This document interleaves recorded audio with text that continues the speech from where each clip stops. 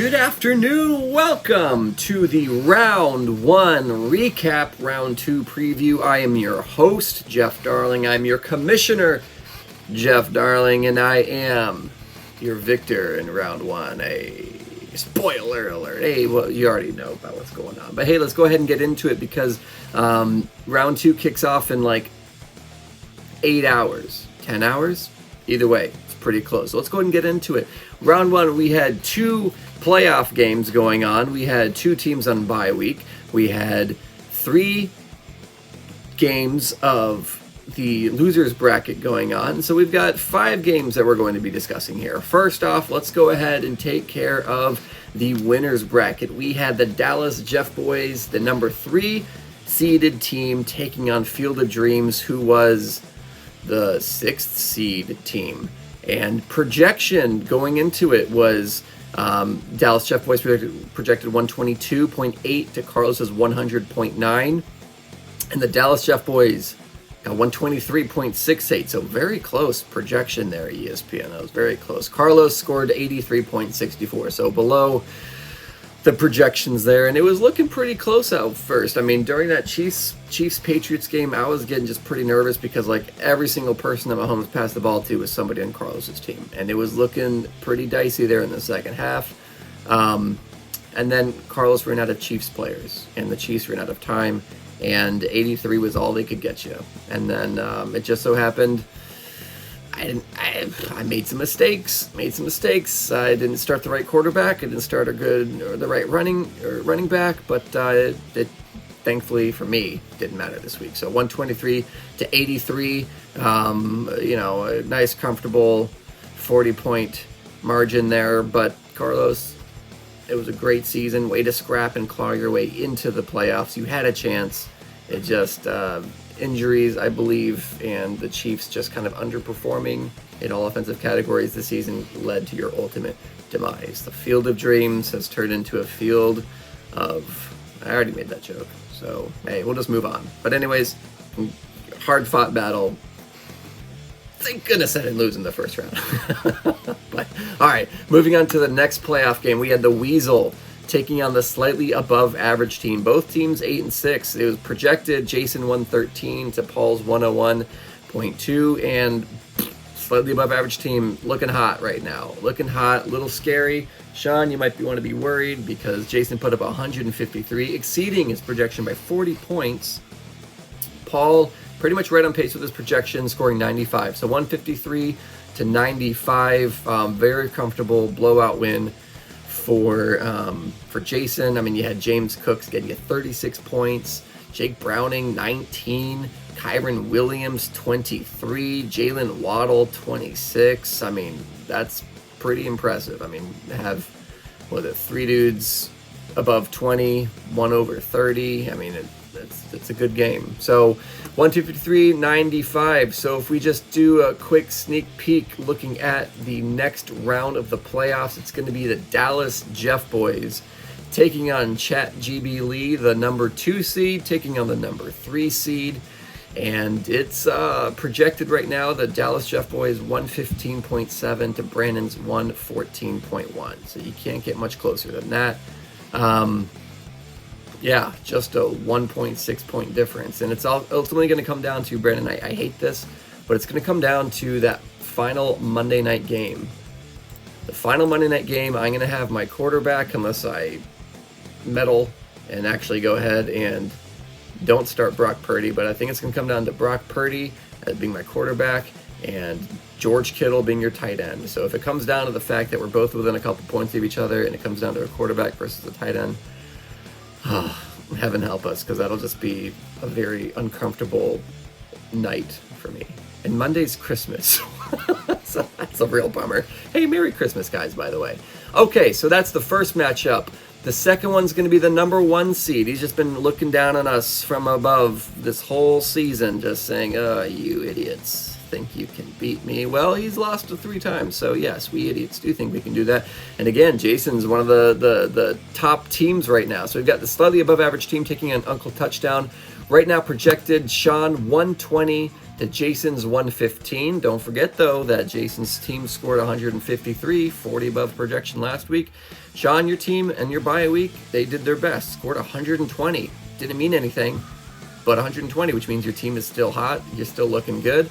That's actually right on line with what your projection is this week. So for you guys, I believe it might also come down to that final Monday night game. You've got Christian McCaffrey on that last Monday night game, Sean. So, I mean, we're just kind of hoping right now for close matchups, except for in mine. I want that to be a blowout. But, okay, that's the winner's bracket. Let's go ahead and take a look back at what happened in the first round of the loser's bracket. We had Team Touch Dan taking on Gone on Strike, and these are the two teams that were battling, not head-to-head, but they were battling last week to try to get that final playoff spot. Both ultimately lost and had their dreams dashed and crushed and disappointed, and Carlos snuck in and took it.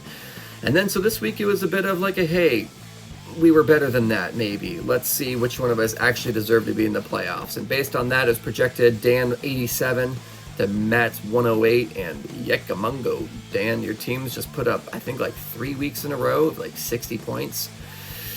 Not great. 62.46 to 128.76. You let Matt W up.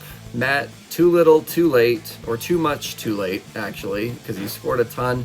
You would have beaten me last week, so maybe that makes you feel a little bit better. Probably not. Probably makes you feel pretty terrible. So that's why I said it.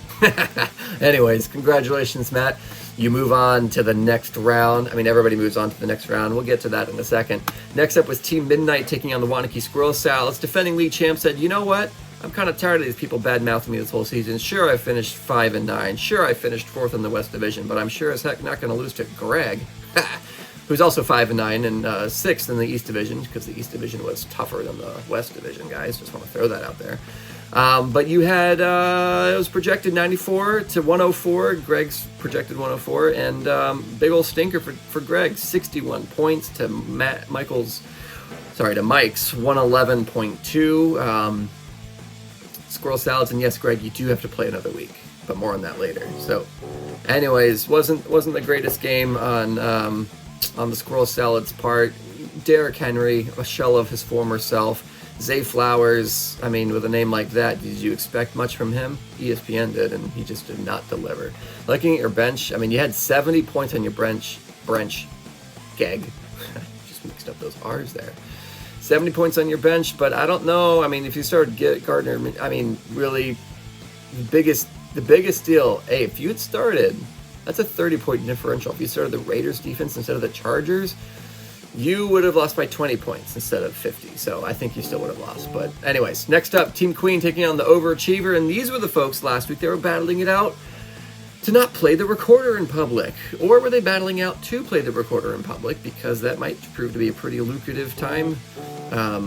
Sorry, my phone's going wild. Who's texting right now? I'm in the middle of filming. Oh, it's my wife. More on that later. All right. So, Michael, it was projected Hannah 102 to Michael's 101. And Hannah was like, this is my revenge. I'm going to prove to you guys that I don't deserve to be in last place. Just kidding. Michael won 104.6 to Hannah's 78.42, firmly cementing the fact that Hannah indeed was the last place in this league. Well deserved to play the flute, the recorder in public, and Michael's moving on to try to get into that winner's circle for the loser's bracket. So let's go ahead, let's take a quick look at that, because honestly it's a little confusing what it actually even all means. When we have, I've got a picture here of what is happening for, if I can find where I put that picture. All right, so what we're looking at for the losers bracket, as you can see here, we had Team Midnight and Team Gone on Strike. The winner of that game is now, the winner of Team Touchdown. Okay, Team Midnight's taking on Gone on Strike.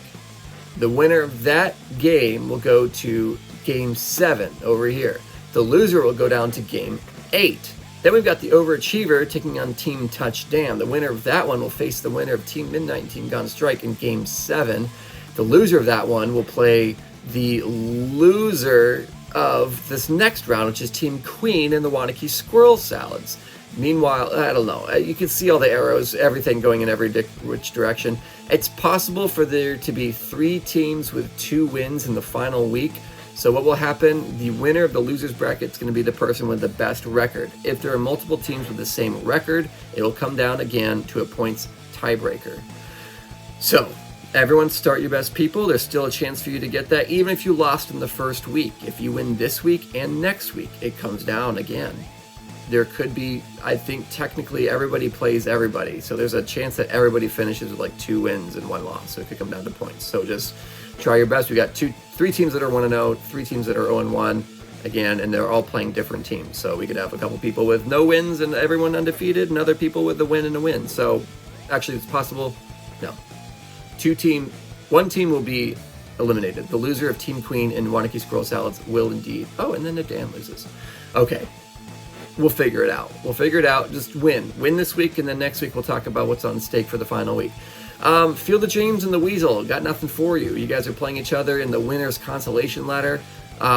Looking at the picture here, it shows like 3 other boxes. I don't even know what that means, honestly, but you had your chance at the 250, so you don't get a chance at the 25. You're just going to kind of play each other, and then I guess you're playing the winner of, or the loser rather, of round 2 of the playoffs. So. Okay, I'll be there in a second. Sorry, I gave my kids a 10-minute timer, and it has indeed been 11 minutes. So let's go.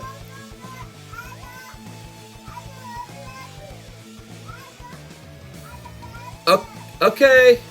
All right, hang on. I'll be right there. Hang on. All right, so just to wrap up here, we've got a couple close games coming up here. Check your lineups. We've got games on Thursday night. We've got 2 games on Saturday, and then we've got a bunch of games on Christmas Eve, and then there's a triple header on Christmas Day. Try not to let your Christmas be ruined by fantasy football. That would just be embarrassing. It would be embarrassing. I'm talking to myself, so enjoy your time with your family. My family's calling me right now, so I'm going to go do that now. Anyways, have a wonderful Christmas week. Merry Christmas to all of you. Maybe we'll do if things are looking tight and looking close, maybe there'll be a sneak peek update mid-game. We'll see what happens. Anyways, have a wonderful Christmas. Talk to you guys later. Farewell.